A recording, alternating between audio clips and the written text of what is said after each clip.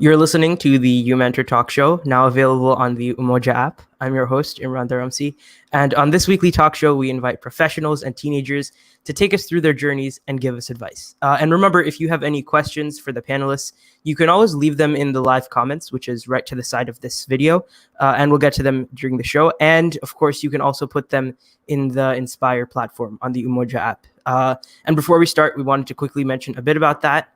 The Inspire platform is a question and answer platform for career advice in our Shia community. So as a rising professional, you can ask for advice from professionals in our community. And as a mentor, you can give advice to our community's future professionals or also students who are younger than you. And that is available via the Umoja app on Android and iOS with an Umoja account. Also, please join us for Umoja Games Special Edition on July 31st and August 1st, 2021 in Richmond, Virginia. And you can learn more about that on our website. Today's speaker is Imaad Remtula. He is a mechatronics engineer and an entrepreneur who attends the University of Waterloo. And as is the case with nearly every Waterloo program, he's enrolled in a co-op where he works for a different company every 4 months to gain experience in the field. And on the side, he runs a custom luxury handmade furniture business, which we will also hear a lot more about. So let's welcome Brother Imaad onto the show.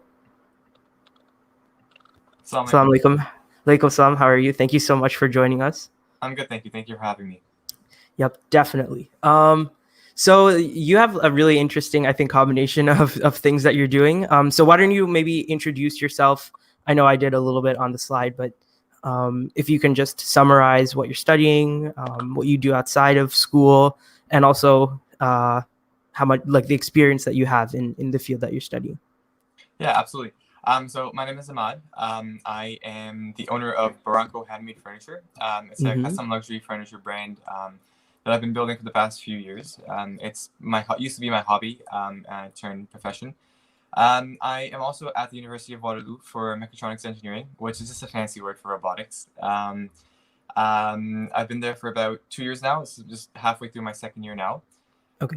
I'm also currently in a co-op program located in Hanover. It's a small town north of Ontario. I'm working for an electrical manufacturing company doing mechanical engineering and robotic work. That's cool. Yeah, outside of that stuff, I enjoy skiing, some sports, and just regular hobbies. Nice. So you've probably been asked this question a lot of times, but I'm going to ask it one more time. What is mechatronics? Yeah, so mechatronics is not something new. It's just a new combination of pre-existing engineering faculties. It's really just a combination of software engineering, electrical engineering, and mechanical engineering. So it takes a physical system such as a car, right? For example, Tesla. Right. That needs mechanical engineers' input to make sure that the car is not going to break, that the materials used are sturdy enough. And then combined with the electronic components, so circuitry and the computer elements. And that's all driven by software. So the combination and the interaction of those three disciplines is what's known as mechatronics engineering. It's really just automation, robotics. It's seen a lot nowadays in industries. You have those robotic arms picking stuff up, self-driving cars, those Roomba devices, all that stuff falls under the umbrella of mechatronics engineering. So that's a lot to study. Just thinking about if you want to go into that field, since it's a combination of so many different things, it's very broad. So how do the courses, I guess, work to prepare you for that at Waterloo? Yeah, absolutely. So we do a little bit of everything. We don't go as in depth as, let's say a computer science program or a mechanical engineering degree. But we know enough to get by. It's certainly a very broad spectrum of different topics, but it works out. I'd say, you could call us jack of all trades. People say that jack of all trades, but master of none. But the full saying goes, jack of all trades, master of none, but better than a master of just one. True. That holds true for us because, especially in this age, there's so many different online resources to learn anything you want to learn, right?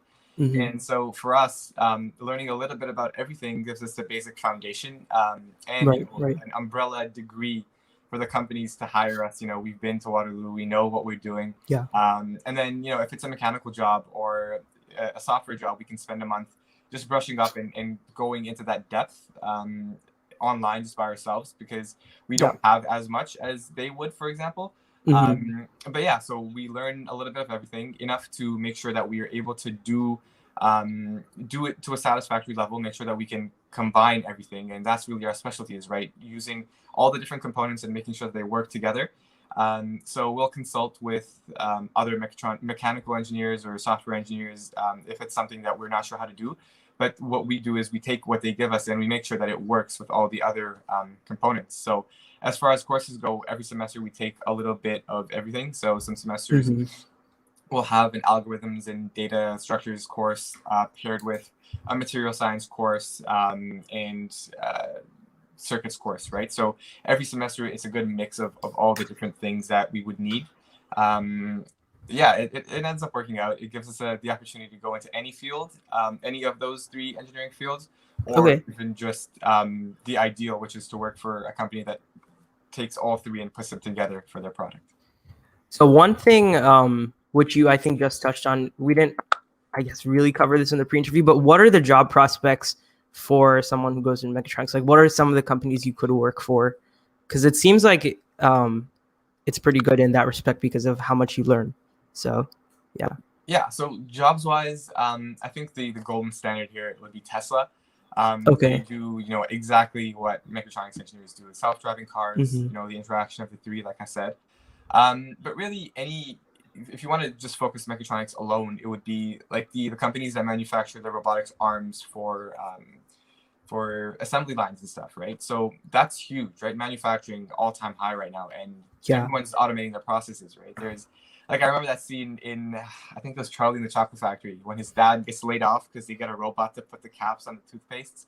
Like that's been around forever. Oh yeah, I remember that too. Yeah, and so it's booming right now, and so it's a good field to be in, because those companies are mechatronics engineers, and they work with the robotic arms, and it's really just the combination of the 3 disciplines that have been around forever. So as far as job prospects go, it will be stuff like that. Then if you, for example, can't get a job or don't want to get a job in one of those, you could also do any of the other 3 by themselves. So I could, get out and become a software engineer if I think I like that more than the interaction of the 3. I could go out and I could become a mechanical engineer. I could do just electrical engineering and circuitry. There would probably be a fair bit of training that I would have to go through to become just one of those by themselves, because those roles are more demanding than what we learn. We learn just the basics and mostly the interaction of the systems. But job prospects wise, we can do quite a large variety of things, right? So the doors are definitely very open. That's good. Yeah. Sounds pretty intense though. So do you have any advice for people who are coming into like a mechatronics program, or also specifically mechatronics at Waterloo? Yeah, I mean, Waterloo it's a very interesting school. I'm not going to badmouth them or anything, but you have to be a very specific individual to succeed at Waterloo. And I don't mean like you have to be smart, because I believe that anybody can do whatever they put their mind to, right? What I mean is, to get into Waterloo in the first place, you have to have like a ridiculously high average, which means the type of people that are attending Waterloo in the first place, they're a little bit less social. It's just they focus very much on their studies, and there's not much extracurriculars or a lot of fun to be had. All right. Yeah. So if you're somebody that really enjoys, the social aspect and wants to enjoy the university experience, as it's portrayed in the media, then perhaps Waterloo won't be for you, because at the end of the day, right, Waterloo is this name brand school, right? And they have this reputation to uphold that, our kids are the smartest and the most advanced ever. And in order to achieve that, they make everything, more difficult than it needs to be. So courses will oftentimes be harder than another university's engineering program. Exams are harder. The professors, leave you to figure things out more for yourself. So, if you're coming to Waterloo, just be wary that you'll be spending a lot of time studying and making sure that you're going to succeed in the courses. But also, at the end of the day, it's about having fun, right? In your youth, you don't want to take things too seriously. you fail a few exams, it is what it is. It's okay as long as you get through it. At the end of the day, you get that diploma.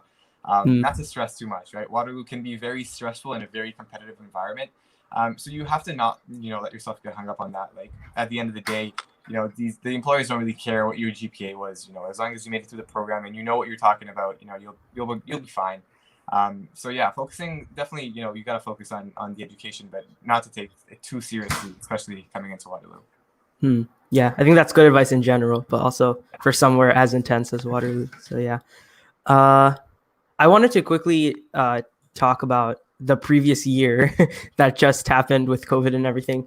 How was it taking courses about things like materials and like engineering online? Sounds like an interesting experience. I just want to hear your take on how it went for you. Yeah, I mean, interesting is an interesting word to use. Yeah.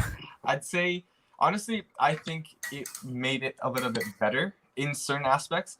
I certainly missed out on the hands-on lab experiences, actually working with the PLCs and the circuits. That was all done on a simulator online, which is not the same. Okay. Yeah, it's not. But for courses like materials, it honestly made it easier because it became more realistic.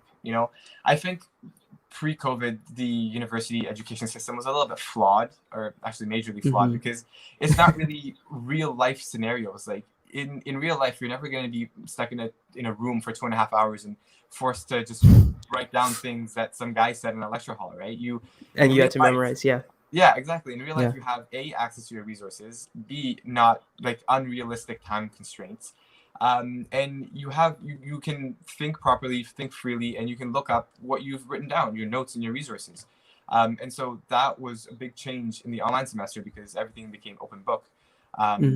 And so, for example, for my final exam for my materials and physics course, he had us go outside, take a picture of a telephone, like a traffic light pole. Oh, wow. Okay. And he said, do analysis on it. Figure out if it'll fall if there's a big storm. You have 36 hours to do it. Look at your notes, do a full analysis. And like, to me, that makes so much more sense as a test to see if we know what we're doing, right? That's something we would do in real life. That's how real life engineering works. It's not, a piece of paper with some arbitrary questions that you have to answer. And so in that aspect, it was very good. GPA wise, it was very beneficial. My GPA good. skyrocketing. But you definitely miss out on the social aspects of university, right? Being in an apartment with your friends and Friday nights, Saturday nights, studying together, all that kind of stuff. You miss out on that for a year, but there's a little bit to be gained from mark boosting and just an interesting experience and an interesting way to study. And who knows, this could become the future of universities. So right. I mean, I hope they take the lessons moving forward that they have to make their assessments more like real life, like what you're going to be actually doing. So yeah, definitely. Yeah. Okay. So yeah, thanks for that. Anyway, so I think if next we want to just talk about the co-ops, like the experiences that you've had with your co-ops, and first, if you could just like remind us again how the rotation actually works. So where do you, with all this packed class schedule, where do you squeeze in 4 months a year to do a co-op? Yeah. So the way they structured their co-op program is 4 months of school and then 4 months of work. So there's no summer vacations. There's no break. I think so. It's 4 months. Sorry to interrupt, but it's four. Yeah. So 4 months of school, then 4 months of work, then 4 months of school again. Yeah, exactly. So like it's not like you get any breaks. Okay, all right. I think the longest break we get is December break. I think that's 2 or 3 weeks. That's about it. Honestly, though, the co-ops you can think of them kind of like a break. It's like it's a 9 to 5, but then afterwards you're free to do whatever you want. Yeah. Okay. Yeah. So the co-op program at Waterloo is honestly the best in the world. Like I know my previous comments on Waterloo weren't the greatest, but this is where Waterloo really shines, and this is why I went to Waterloo, and a lot of people why they go to Waterloo is for the co-op program, right? I think 50 years ago, if you went to a school and got your diploma, for engineering especially, companies were lining up to give you a job, right? Because you've been to school. But now it's not like that, right? They want you to have work experience. And for the traditional engineering program, that's like, where would you get work experience if you're, doing eight months on and then you have a summer and again. So with the co-op program, you graduate Waterloo with 2 years of experience at 6 or 7 different companies. Wow. Yeah, so it's very beneficial, and like I was saying, the whole name brand school that comes with a benefit because companies want to hire kids from Waterloo. So we have an internal job board posting, and all the big companies, they don't even bother putting their jobs up anywhere else. They just plug right into the Waterloo website. So we have offers from Tesla, we have offers from Apple, Microsoft, Huawei in China. Um, Wow, yeah, all the big companies, it's impressive. Yeah. even some Silicon Valley startups. Hmm. And so it's very good experience that you can get, and the pay is also very reasonable. It Okay. starts from like $20 an hour in like your first few semesters, Hmm. and the top end goes to like 50 grand for 4 months if you get a job in like Wow. California or something. So That's a yeah, lot. exactly. And so it Yeah. definitely helps pay for the next 4 months of school, right? You do 4 months of co-op, make Right. enough money Right. to pay for the next semester. So at the end of at the end of your program, you're not really in any kind of debt. And even if you are, Hmm. you come out with a degree from a good school and good experience. And so you could get a job fairly easily and pay off any debts fairly quickly. Hmm. So that's probably the biggest thing that Waterloo has going for itself is the co-op program. Yeah, that's great. So, how about personally you? What has been your favorite co-op experience so far? I know it's been a few. You've probably started your new one, right? That you hadn't started last time we talked. So, Yeah. if you want to even talk about that, yeah. Yeah, so for sure. I've done 3 co-ops so far. My first one Hmm. was a web development role. The Okay. second one was software testing, and the current one that I'm doing is a mechanical and mechatronics mix role. Hmm. I'd say the software testing it was interesting, certainly very interesting, but I'd rather be Hmm. writing the code than testing the code. Yeah. Okay. Um, Makes sense. so yeah, that's just something I learned. My current co-op is shaping out to be the most interesting so far. I'm about a week and a half in, and so far I've been tasked with designing a machine. So Hmm. they Wow. have a process where they have these tiny little parts that get mixed in with sand for cleaning, Hmm. and then you need to separate the sand from the parts. So I'm designing a machine that'll sift the sand out automatically with motors and microcontrollers and stuff, and then once it's done sifting and it's sensed that the sand is all out, it'll transfer the parts onto a boat. That's what they call it, to put the parts to bring them to the next step. Hmm. So I've been Okay. designing that in SolidWorks the past few days, and it's been really interesting. I've really enjoyed it. And it's a big production line company as well. I'm in the Hmm. engineering department, but on the floor they have a few of the robots that are picking up the parts and placing them in Oh the wow. container. And so, in the next month or two, they're going to have a new robot in. So I'll be helping get it set up, helping program it to make sure that it can identify which parts need to be picked up and where they need to go. So they have like a camera that senses the area, the surroundings, and then the code goes in and it identifies all the different parts which need to be picked up, flipped, so on and so forth. And then it runs the program to do what needs to be done. So I'm excited to work on that. It looks promising for sure. I have a question actually, just from hearing that, which I don't think we talked about last time in our pre-interview, but it sounds like that position requires a lot of specialized knowledge about robots and microcontrollers and everything. So, how well do you think your courses have prepared you for that? Um, and what advice would you give someone who's maybe interested in mechatronics, but they're further on in high school and they don't really have any of that kind of experience yet? So to answer your first question, Mm-hmm. courses I would say that they prepared me fairly well. Okay. My previous microcontroller course was all about PLCs, which is a programmable logic controller. And it's basically used for industrial purposes, such as production lines. They've been around for quite a while. I think they were replacing the relay circuits back in like the 60s or even earlier.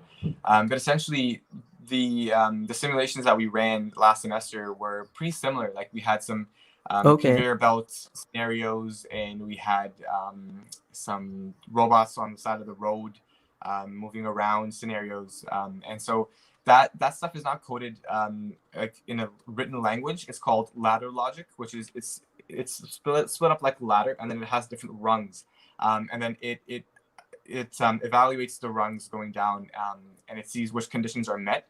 So I think when I was speaking to the gentleman who was getting the robot in, and he was explaining the things to me, I was pretty much understanding everything that he was saying, and it was all making sense to me. So in that aspect, I think their courses are fairly realistic to what you'll see in real life, and that's just the way the courses have been designed. So definitely useful there. Right. That's good. To answer your second question, I'd say honestly, just experiment with it. Like you can pick up a kit off of Amazon, the Arduino kits. They're like, I don't know, it's 99 to $100, and they have everything that you need to get started. They come with like the user manual and tutorials that you could follow step by step. They give you the code that you need. And so you could easily just take that, pick that up and start playing around with all the different things. And then once you get comfortable and you learn enough from the tutorials, you could pretty much, build whatever you need. They're very versatile and they're fairly simple to understand. So if you're interested in something like that, it's easy to pick up on it.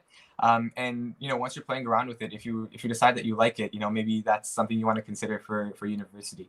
Yeah, I think that's great advice. So you don't necessarily need any specialized experience if you're just in high school thinking you're considering it. You can just, get it, experiment with it, see if you like it, and then go think about going into it. Yeah, absolutely. You just need to play around with it to make sure that you like it first, because the learning curve is quite steep. It's not so much about experience. Well, it's both, but you need to learn everything first before you can apply it. So PLCs are very different from the Arduinos, and the Arduinos are fairly simple. So as you move along with the more advanced robotics, you need more understanding and a better grasp of how everything works. So first, play around with it, decide if you like it, and then once you know that you like it, then the learning becomes enjoyable. So it's not too bad. Yeah. All right. Great. Thanks for that advice. When you graduate, what are you thinking about doing? I know we were talking a bit about your own business that you have, which I also do want to definitely get to. So maybe if you want to also tie that in a little bit. Yeah. So I think ideally after I graduate, I'd want to work somewhere just to get a good grasp of the work environment once I've completed my degree. Something like Tesla, ideally. I don't know if you can tell, but I think the business is pretty cool. But yeah, so something like that would probably be nice for a year or two, just to get insider tips and tricks of how everything works. But then for the long term, I definitely would want to start my own thing. I've done both, right? I've worked for myself and I've worked for a company, and there's just something about the power and responsibility that comes with running your own business it's hard to come by in a job. It's exciting. It's much more enjoyable to work. So yeah, I think I definitely would start my own business. Maybe, make an invention, sell it to Google. I don't know. I guess we'll see.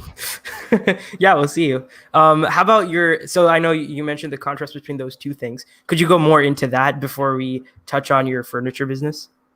Yeah. So the big thing about working at a company is it's not yours, right? They'll give you some work to do, and you can do it, you can not do it, whatever. It doesn't affect you directly. At the end of the day, you'll still get your paycheck, right? And as long as you're doing a good job, you're probably not going to get fired. And the responsibility and the excitement are both very low, as compared to when you're running your own thing, right? You're your own boss. You decide what to do. So there's a lot more freedom, right? You don't have to be in 9 to 5. You don't answer to anybody. Yeah. You can start whenever you want and whenever you want. It's completely up to you. And also the power that you have, right? You could drive your business into the ground, or you can make $1 million. It's all in your hands, right? And that responsibility and power is, there's just something about us that we like having power. I think everybody can agree with that. And so running your own thing comes with that, and it comes with a lot of responsibility. You're taking somebody else's money, and you have to make sure that you can deliver and meet their expectations. And so that is kind of hanging over your head, but you could use that to motivate yourself to do a good job. Right. And that all is very exciting, right? You could mess something up and it could cost you a bunch, or you could do a good job and the customer will be very happy, and that's just the cycle, and it's exciting. And I think we like things that are exciting. Humans are not programmed to enjoy mundane activities. So there's just something about doing your own thing that is much more fulfilling, I would say. Definitely, yeah, I agree. So could you tell us more about your furniture business specifically? Like, how did it start?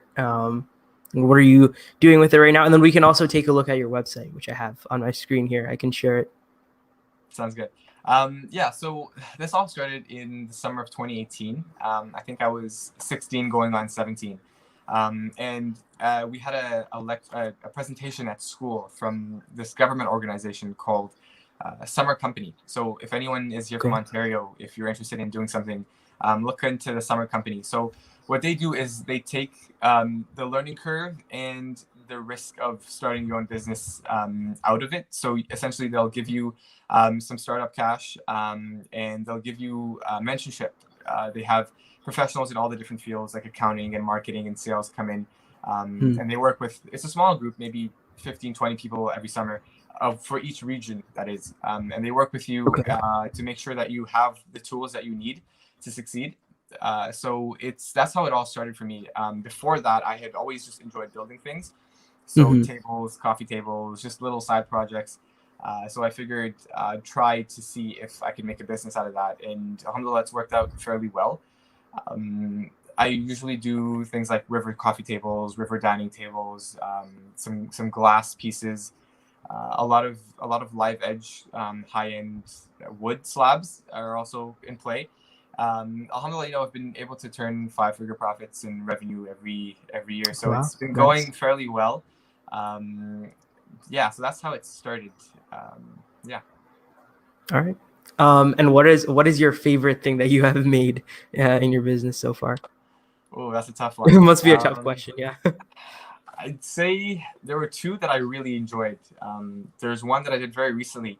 It was an office table for a real estate agent, and we had like a wing situation going on, and it was supported from the bottom. That almost looked like it was floating from certain angles. Oh wow! So that was quite something to build. It was a lot of work, but definitely worth it at the end. It looked really good.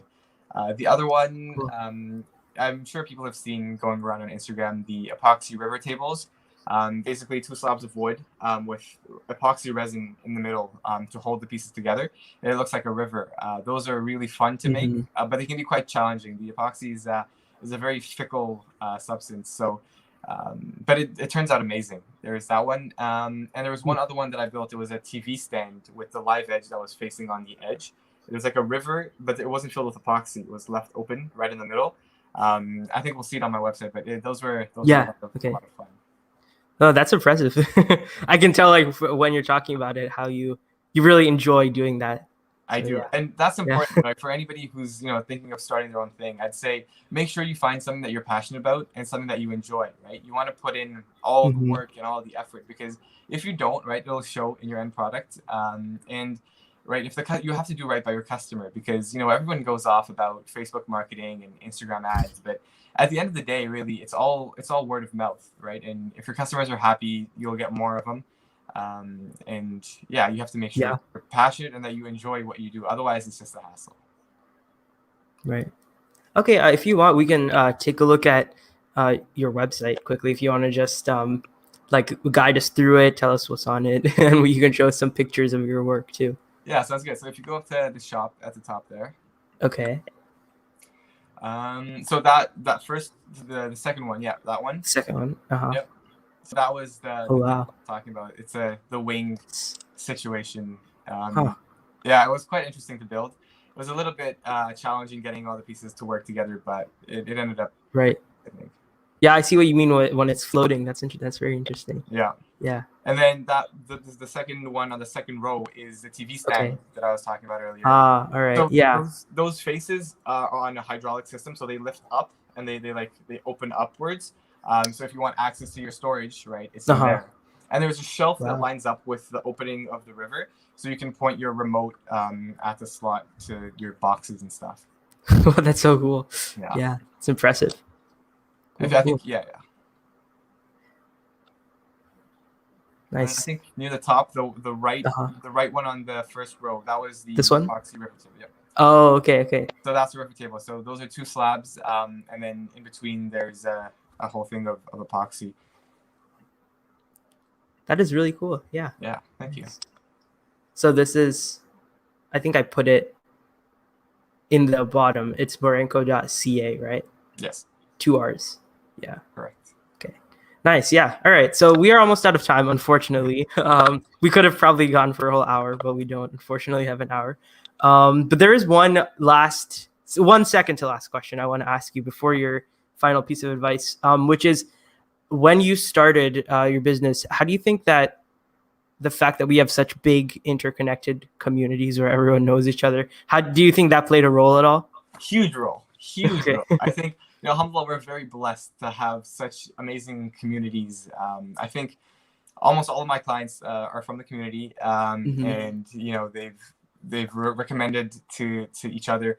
The coaches do well for themselves, alhamdulillah. So they're definitely good clients to tap into. And we've been networking with them for how many years? We've been going to their houses for dinners and Mhm. all of these Eid Yeah. celebrations and seeing them at mosques Right. for kashalis and stuff. So we know everybody that's in the community. We've been networking forever. So as soon as we have an idea, there's a huge potential market that we could pitch to and get support from. So I think that's probably one of the key elements of my success has been the community. I'm always very grateful for that.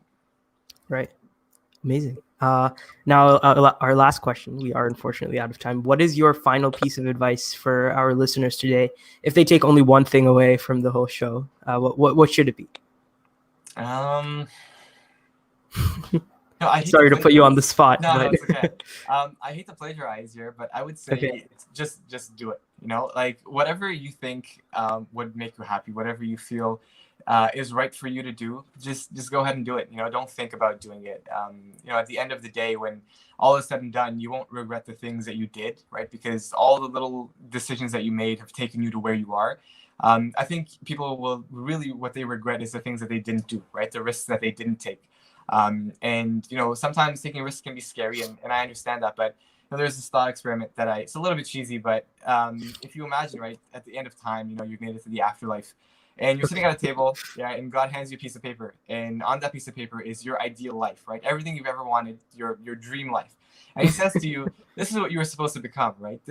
I gave you the potential to do this. What happened, right?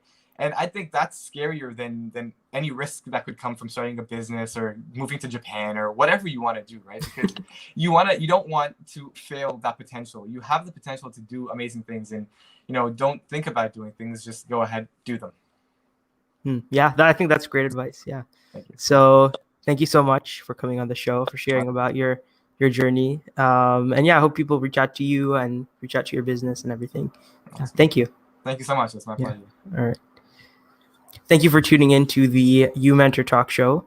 Tune into the show next week on Saturday at 3 p.m. on YouTube Live for a show with Sister Umayma Saad, an early childhood educator. And remember, you can always catch our previous episodes as well as this one in a few hours on YouTube, SoundCloud, Spotify, Apple Podcasts, and our website. Umoja Outreach Foundation, uniting and empowering the Shia community.